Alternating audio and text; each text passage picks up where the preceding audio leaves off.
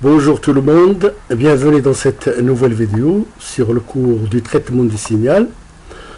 Alors, dans cette partie, on va travailler sur la suite de la transformée de Laplace. Et aujourd'hui, on va introduire la troisième série qui est relative à l'application de la transformée de Laplace au circuit électrique. Alors, à la fin de cette vidéo, n'hésitez pas, comme d'habitude, de nous faire parvenir de vos suggestions, vos remarques.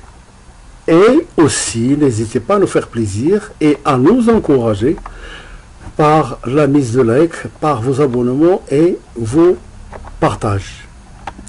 Alors, exercice 1. Voilà, on a deux fonctions f de t et g de t. F de t et g de t.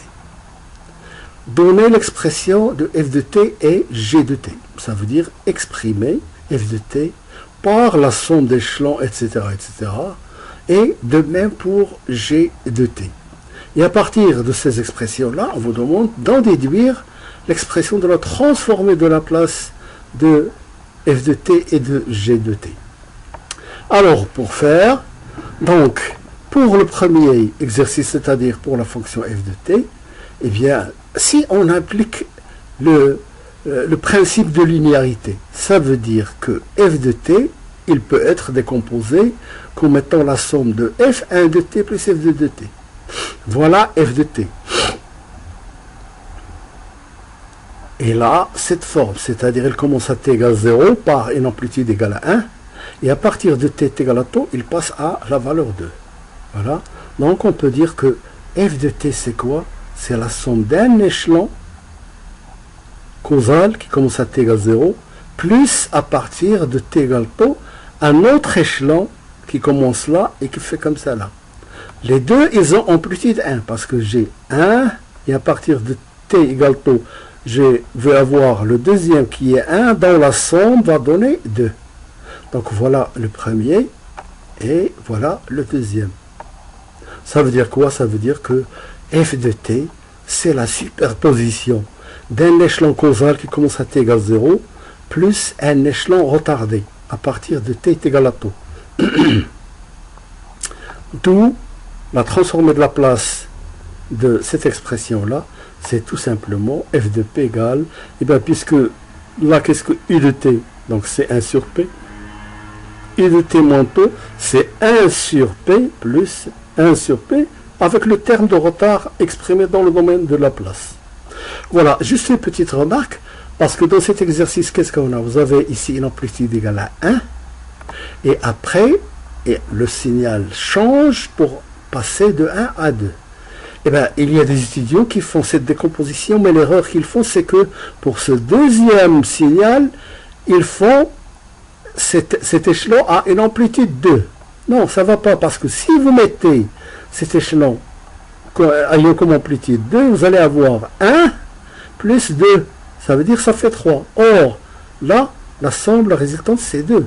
Donc, c'est 1 plus 1. Et pas 1 plus 2. Voilà. Alors maintenant, si on passe au deuxième signal, c'est le même principe. Voilà. Donc, vous avez ici comment décomposer ce signal-là. Eh bien, c'est simple parce qu'on n'a que des échelons. Donc, il n'y a pas d'Europe ni quoi que ce soit. Donc, ça fait un premier échelon. Plus, ben, pour revenir de là à là, un autre échelon. Quelque part là, puis pour revenir de là, revenir à 0, plus un autre échelon. Voilà. Donc, ça veut dire, voilà, ce g de t est égal à g1 de t, plus g de t, plus g3 de t. Le premier signal, c'est, il commence à t égale 1. Voilà. T égale 1. Cet échelon, il va jusqu'à l'infini. Il est là. Maintenant, j'arrive à t est égal à 3. À t est égal à 3, je dois revenir, je dois passer de plus 2 à moins 1.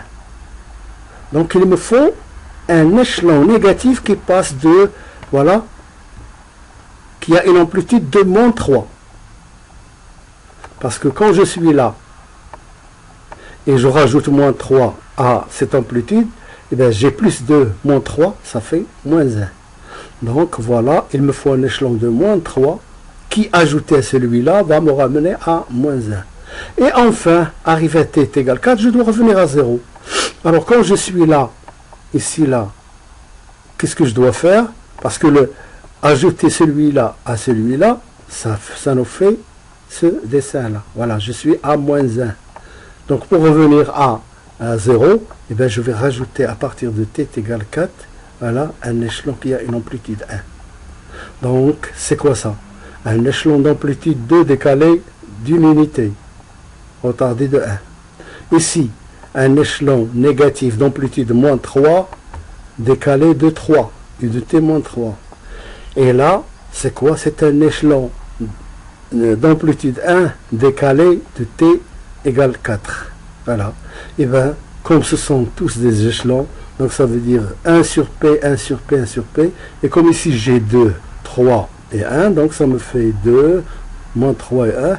Et bien sûr, t moins 1, ça fait un retard de 1, qui se traduit dans le domaine de la place par moins 1p. Retard de 3 qui se traduit par e moins 3p. Et un retard exponentiel moins 4p. Voilà en ce qui concerne cet exercice 1. Alors, maintenant pour l'exercice 2. Alors, on considère le circuit électrique suivant. Voilà, j'ai un circuit, le générateur, le courant électrique, la résistance, la capacité. On appelle cette entrée E de t et là S de t. J'envoie à cette entrée une tension rompe. E égale 3t. Ça veut dire son coefficient, c'est 3. 3 sur 1, voilà. Donc, 3t. Alors, ce système est régi par une équation différentielle E de t égale R I de t plus S de t. Et comme on sait que dans une capacité traversée par un courant, Q égale CV, I égale dQ sur dt est égal à C dV sur dt. Donc, ça veut dire I de t est égal à C dSt sur dt. Alors, soit RC, c'est quoi? R I de t. On a dit I de t, c'est C ds de t. Donc ça fait RC ds de t sur dt plus S de t égale à E de t. Voilà l'équation d'émail au niveau du circuit.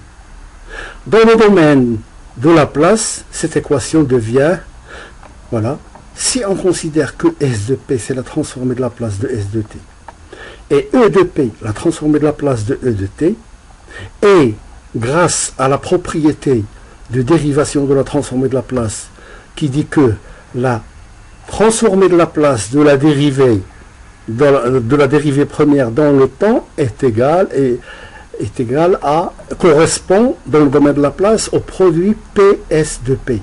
En supposant bien sûr le système, les conditions initiales sont nulles. Alors, maintenant je reviens à cette équation. Donc je prends la transformée de la place de celle-là. Ça me fait RC. Et comme ici c'est la dérivée, donc c'est PS de P, plus la transformée de S de T, c'est S de P, égale à la transformée de E de T, E de P. D'où la fonction de transfert du système, H de P, la fonction de transfert d'un système est définie comme étant le rapport de la sortie sur l'entrée dans le domaine de la place, ou bien de manière générale, dans le domaine fréquence. Donc ça fait 1 sur 1 plus RCP. Alors l'entrée étant une rampe, E de t est égal à 3t. Donc sa transformée, c'est E de p est égal à 3 sur p carré. On en déduit alors l'expression de la sortie S de p, E de p, S de p est égal à E de p que multiplie par H de p. Soit 3 sur p carré qui est l'entrée, que multiplie par 1 sur 1 plus RCP qui est la fonction de transfert du système. Alors si on considère, c'est ce qu'on fait généralement, que RC est égal à taux, c'est la constante de temps, est égal à 1 sur A, voilà, ou bien des fois on l'appelle 1 sur alpha. Donc, et d'après la table des transformés de la place inverse, c'est-à-dire quand on va à la table, on va trouver ça, et bien comme j'ai cette forme-là, celle-là c'est la forme 1 sur P carré 1 plus RCP, et bien voilà, la transformée originale, c'est-à-dire inverse de cette expression, c'est t moins taux plus t exponentielle moins t sur taux u de t, avec ici un coefficient 3 au lieu de 1. Alors, dans ce cas-là, en prenant cette équation-là, S de t est égal à t moins 1 sur a plus exponentielle moins at sur a. D'où l'expression finale de S de t. Elle est là. Donc, soit, de manière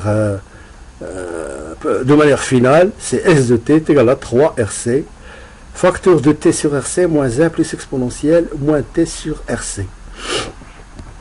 Alors, si on s'amuse à prendre, qu'est-ce qui se passe au niveau des limites? Si t est égal à 0, at est égal à 0, la tension d'entrée est égale à 0. Si la tension d'entrée est égale à 0, ça veut dire que la tension de sortie est égale à 0. Donc, dans cette expression, je dois trouver S égale à 0. Si t est égal à 0, ce terme-là, ça fait 1. Donc, 1 moins 1. Et t est égal à 0, donc ça fait 0. Donc, S de t est égal à 0.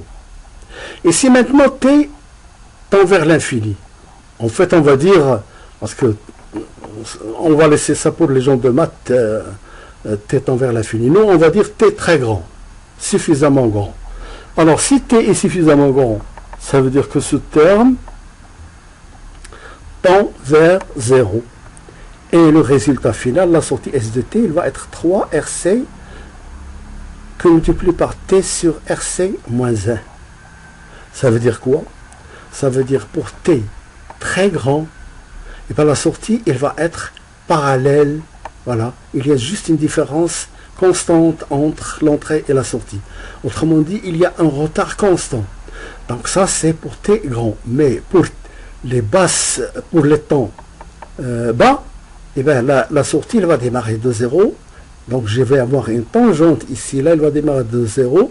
Et puis, il va faire comme ça, là, voilà, pour aller, pour t assez grand, devenir parallèle à l'entrée. Ben voilà pour ce qui est de cet exercice-là. Maintenant, on passe au dernier, qui est l'exercice 3. Alors, considérons le circuit électrique ci-contre, composé d'une résistance et d'une capacité. Vous pouvez constater qu'il y a beaucoup d'exercices qui travaillent avec le circuit RC, parce que le RC, c'est un filtre passe-bas. C'est une application très courante pour que ce soit expliquer les phénomènes ou bien pour faire des exercices. Alors, les tensions d'entrée, ceci n'empêche pas qu'on peut avoir RL, on peut avoir LC, LR, LC, etc., etc. Alors, les tensions d'entrée et de sortie sont notées respectivement E de T et S de T. Voilà E de T, voilà S de T. La loi des mailles donne, eh bien, dans cette maille, j'ai E de T égale R I de T plus S de T. Le courant, eh bien, on sait que le courant est défini comme étant dQ, c'est la variation dans une ligne électrique et en un point précis, le courant est défini comme étant la variation de la charge par unité de temps. C'est le courant qui traverse la capacité là. Donc, établir l'équation différentielle liant les signaux I de T et S de T, quel est son ordre? Deuxièmement, exprimer la transformée de la place S de P de S de T en fonction de celle de E de P qui est la transformée de la place de E de T. Troisièmement, nous souhaitons appliquer en entrée E de T un échelon de tension A. D'amplitude A, quelle sera l'expression de E de P? Résoudre l'équation différentielle afin de déterminer la réponse S de T du circuit RC à un échelon. Déterminer la réponse S de T lorsque le signal d'entrée est une fonction porte définie par, voilà, une fonction porte, il est défini par son amplitude et par sa largeur là. Donc, pour une notation, au lieu d'écrire E de T est égal à 0 quand T est inférieur à 0, E de T est égal à A quand T compris entre, etc. Ça, voilà, c'est une expression intégrée, voilà. Il exprime tout simplement ce signal-là. Alors, on dit E de T est égal à rect, bon, pour signifier rectangle, de T moins tau sur 2 sur tau. Donc, la valeur qu'il y a là, il représente la largeur de la porte. Et la valeur qui est là, elle représente le centre, voilà, de ce palier-là. Donc A, c'est l'amplitude. La largeur de la porte, c'est tau. la porte elle est centrée en taux sur 2. Voilà. Alors, en remplaçant l'expression de I de t dans E de t, nous obtenons alors une équation différentielle des premiers ordres. C'est-à-dire RC ds de t sur dt plus S de t est égal à E de t. Et si on considère RC comme étant taux, la constante de temps, donc ça fait taux S' de t plus S de t est égal à E de t. Deuxièmement, par application de la transformée de Laplace à l'équation différentielle, ben, qu'est-ce que je vais avoir? Voilà l'équation différentielle RC ds de t sur dt plus S de t. Voilà. Et bien, comme d'après la propriété propriété de dérivation de la transformée de Laplace, eh bien, une dérivée première est égale à de S de t est égal à P que multiplié par S de P. Ceci en considérant que les conditions initiales sont nulles. Ça veut dire que le système est relaxé. Il n'y a pas, par exemple, de charge dans le condensateur. Donc, ds de t divisé par dt, dans le cas où les conditions initiales sont nulles, c'est P, S de P. Ici, la transformée, c'est S de P, et là, c'est voilà, c'est E de P. Donc, en mettant S de P en facteur, ça va me faire Cp plus 1 est égal à ça. D'où le rapport, ou bien d'où l'expression de la sortie en fonction de l'entrée, S de P est égal à cette fonction de transfert fois E de P. Voilà la condition dont on a parlé tout à l'heure. Alors, troisièmement, la transformée de Laplace, l'entrée du circuit, c'est un échelon. E de t est égal à A. Donc, sa transformée de Laplace, c'est tout simplement E de P égale A sur P. Quatrièmement, la réponse à un échelon, eh bien, S de P égale la fonction de transfert là que multiplié par E de P. Lorsque E de P est un échelon, ça veut dire que c'est A sur P. On obtient cette expression. Et évidemment, pour revenir à l'original, on va la décomposer en éléments simples de la manière suivante. Voilà. Donc, par appliquer de la transformée de Laplace inverse, qu'est-ce qu'on a? Eh bien, on a S de t égale à, eh bien, 1 sur P, c'est 1. Et là, 1 sur, c'est quoi là? Eh bien, c'est exponentielle moins t sur taux U de t. Ça veut dire que c'est un signal tel qu'il est là et qui commence à t égale 0. Voilà, voilà A, voilà E de t, et voilà S de t. Quand t tend vers l'infini, et bien la réponse S de t tend vers A. Donc quand t tend vers l'infini, ben on voit bien que la sortie va tendre vers l'entrée A. Maintenant, ça, c'est ce qui concerne l'échelon. Maintenant, si on applique à l'entrée la fonction porte, elle est là.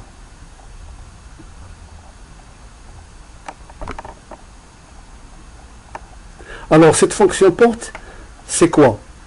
Ça, c'est E de t.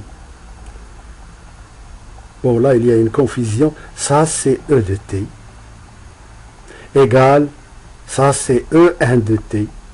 Et ça, c'est E2 de t. Voilà. Donc, désolé, mais ça, c'est E de t. Et là, c'est E1 de t. Et là, c'est E2 de t. Alors, quand j'ai appliqué E1 de t, j'ai obtenu S1 de t, cette réponse-là. Maintenant, si mon E de t, il est composé de deux signaux, E1 de t et E2 de t, il est évident que cette fois, la réponse S de t va être composée de S1 de t, qui est la réponse à E1, c'est-à-dire à ça, plus S2 de t, qui est la réponse à ce deuxième signal d'entrée, E2 de t. Donc, puisque pour E1 de t, c'est un échelon, donc je connais la forme. Maintenant, E2 de t, c'est un échelon retardé. Donc, mais d'abord, c'est un échelon. Donc, c'est cette forme-là. Mais comme il est retardé, ça veut dire que, eh bien, je vais avoir ici un retard au niveau du temps, c'est t moins, le retard ici pris, c'est alpha, donc c'est t moins alpha, et ici, c'est t moins alpha. Comme l'échelon il est négatif, ça veut dire que l'expression, là, cette expression, il va être égal à quoi? Il est égal à A U de t, c'est d'abord un échelon U de t, moins A U de t moins alpha. A U de t, elle est là. Et A U de t moins alpha, eh bien, il est là. Comme l'amplitude est négative, donc ça fait moins A, et donc ça fait 1 moins exponentiel. Comme l'échelon est retardé, donc c'est t moins alpha, surtout U de t moins alpha. Et la représentation de cette expression, voilà, ça c'est S1 de t, S de t. Donc S de t est égal à S1 de t plus S2 de t. Ça donne ce schéma-là.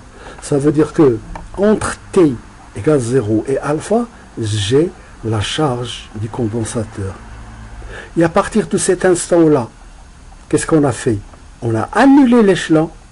Et bien ça veut dire que là, voilà, la charge, le condensateur commence à se décharger dans le circuit. Et on obtient cette expression-là. Alors maintenant, il y a une question que je pose toujours, que je posais du moins avant aux étudiants. Est-ce que vous pouvez vérifier les limites comme on a fait tout à l'heure? Si t tend vers l'infini, normalement la tension S de t doit tendre vers 0. Alors, qu'en est-il au niveau de l'expression? Si t tend vers l'infini, ce terme-là tend vers 0. Et ce terme-là tend vers 0. Et donc, je vais avoir 1 moins 1. Maintenant, si t tend vers 0, c'est-à-dire là, qu'est-ce qu'il en est? Ben, si t tend vers 0, normalement, je dois trouver 0. Donc, si je mets 0 là, ben, ça fait 1, 1 moins 1, 0. Mais ici, ça ne fait pas 0. Pourquoi? Ben parce qu'on fait une erreur. Parce que cette expression, qu'est-ce que ça veut dire? Cette expression que multipliée par u de t. Elle veut dire que cette fonction travaille depuis le départ, depuis t égale à 0 jusqu'à l'infini. Voilà ce que ça veut dire. Tandis que celle-là, elle ne commence à travailler cette fonction qu'à partir de t est égal à alpha. Pour t inférieur à alpha, ici, ce terme n'existe pas. Quand on est avant alpha, eh bien, il n'y a que la première expression. Ça veut dire tout simplement le système, quand il évolue, il ne sait pas qu'à partir de t égale alpha, on va revenir à 0. Donc qu'est-ce qu'il fait? Il se charge, il se comporte comme si c'était un échelon. Et ce n'est qu'à partir de alpha que la tension va s'annuler, il va se rendre compte que voilà, ce n'est plus un échelon. Donc ça veut dire que cette partie n'intervient que lorsque t est supérieur à alpha. Donc quand on dit t tend vers 0, c'est valable pour celle-là. Mais celle-là, il n'a d'effet qu'à partir de là. Donc on ne peut pas faire tendre t vers 0 dans cette expression-là. Voilà, ceci dit, merci et à la prochaine. Donc je rappelle tout simplement de nous faire parvenir vos commentaires, vos remarques, vos questions. Et n'oubliez pas de mettre des likes, de vous abonner et de partager avec vos collègues. Merci encore.